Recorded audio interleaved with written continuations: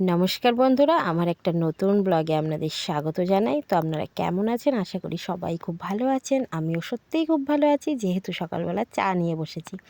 তো এই যে দেখুন, পাশেই ভাত বসিয়ে দিয়েছি, আর আজকে রান্না করে নেব পটল আলুর তরকারি আর ডাল। আপনারা তো জানেন আমার মেনুতে প্রত্যেক দিনই ডালটা থাকে।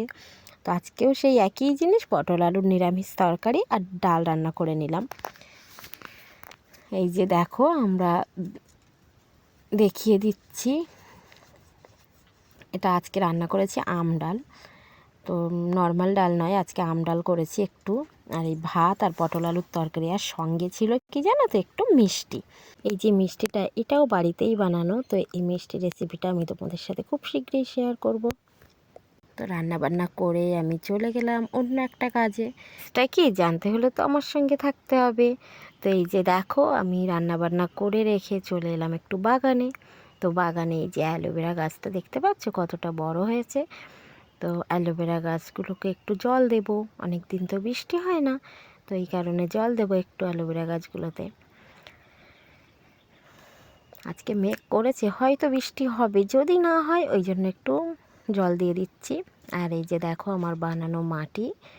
তো এই যে দেখো কত অ্যালোভেরার চারা আমি আজকে পুঁতবো এই বালতিটার মধ্যে। তো চলো আমার সাথে কিছু অ্যালোভেরার চারা পুঁতে নিই। তো এই চারাগুলো কোথায় পেলাম সেটা দেখতে হলে ভিডিওটা পুরোটা দেখতে হবে। দেখো চারাগুলো আস্তে আস্তে এক এক করে আমি পুঁতে নিচ্ছি বালতির মধ্যে। তো তোমরা কে কে এরকম বাগান করতে চাও, অ্যালোভেরা গাছ বা ফুলের বা এমনি সবজির, তো আমায় প্লিজ কমেন্টে জানিও। আমার বাড়িতে অনেক রকম সবজি হয়, কিন্তু এখন কি বলো তো ফ্রেন্ডস, পুকুরে তো জল নেই, আর বৃষ্টিও হচ্ছে না অনেক দিন ধরে, ওই জন্য কোনো কিছুই দানা দেওয়া হয়নি বাগানে। বাগান এখন পুরোটাই শুকনো।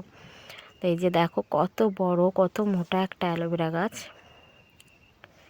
আর এর মধ্যে আমি জানো তো কতগুলো চারা বসিয়ে দিচ্ছি, সব বালতির মধ্যে বা অন্য জায়গায়, সব টোটাল 14টা চারা। তো এই চারাগুলো কোথায় পেলাম দেখার জন্য ভিডিওটা পুরোটাই দেখতে হবে।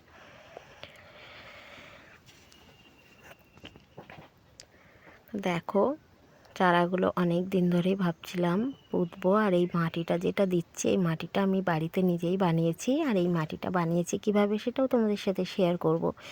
এই মাটিটা আমি বানিয়েছিলাম বাড়িতে, যে আমরা সবজিগুলো কাটি সেই সবজির খোসা দিয়ে।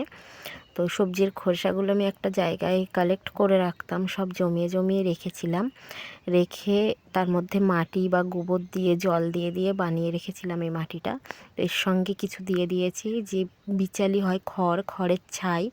খড়ের ছাইটা দিলে কি বলো তো বন্ধুরা, মাটিটা আর কি এঁটে যায় না, মাটিটা ঢিলা থাকে, যার ফলে জল বাতাস চলাচল করতে পারে মাটির ভিতরে, আর গাছগুলোও বাড়তে পারে তাড়াতাড়ি। এই যে দেখো আমি পুঁতে দিয়েছি সবগুলো, যে 4টে পাত্রে পোতা হয়েছে। তো দেখো কতগুলো চারা। আর এই চারাগুলো কোথায় পেলাম সেটা তোমাদের পরে একটা কোনো ব্লগে জানিয়ে দেব আমি। যে সবগুলোতে জল দেওয়া হয়ে গেছে, এবার এগুলোকে আমি সাইড করে একটা সাইডে নিয়ে গিয়ে রেখে দেব। কারণ এটা বাগানের মাঝখানে বসে, বলছিলাম তোমাদের যে বাগানের মাঝখানেই আমি বসে আছি।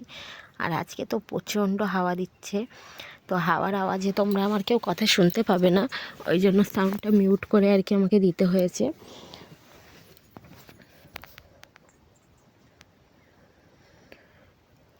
আর এই মাটিটা তৈরি করতে গেলে তো একটু আখের গুড় লাগে, গুড় দিতে হয় মাটিটা তৈরি করতে গেলে।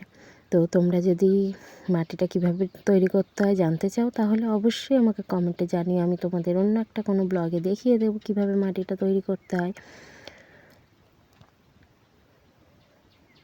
এই যে দেখো আমার চারাগুলোতে প্রায় জল দেওয়া কমপ্লিট। এবার আমি এগুলোকে একটা সাইডে বসিয়ে দেব। দেখতে পাচ্ছ বন্ধুরা, আমার একটা বেগুন গাছে একটা বেগুন হয়েছে, তো বসার সাইডে রেখে দিয়েছি। এবার চলে যাব বারান্দায়। দেখো অনেক দিন ধরেই পাতা কেটে রেখেছিলাম খেজুরের। তো আমাদের এখানে তো প্রচুর খেজুর গাছ, খেজুর পাতা দিয়ে ঝাঁটা বানিয়ে নিলাম। বাঁধা ছিল কিন্তু পাতাগুলো ঠিকঠাক করা ছিল না, তো ঝাড় দেওয়া যাচ্ছিল না, ওই জন্য বসে গেলাম একটু পাতা চেকাতে। তো দেখো অশ্মি আমার সঙ্গে বসে পড়েছে। তো দুজনে মিলে ঝাঁটা বানাচ্ছি। বানানোর পরে এবার যাবো দুজন স্নান করতে, তো আমার সাথে থাকো তোমরা।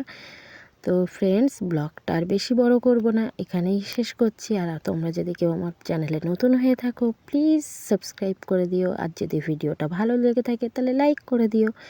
আর যদি ভিডিওটা ভালো থাকে আমার সঙ্গে থেকো।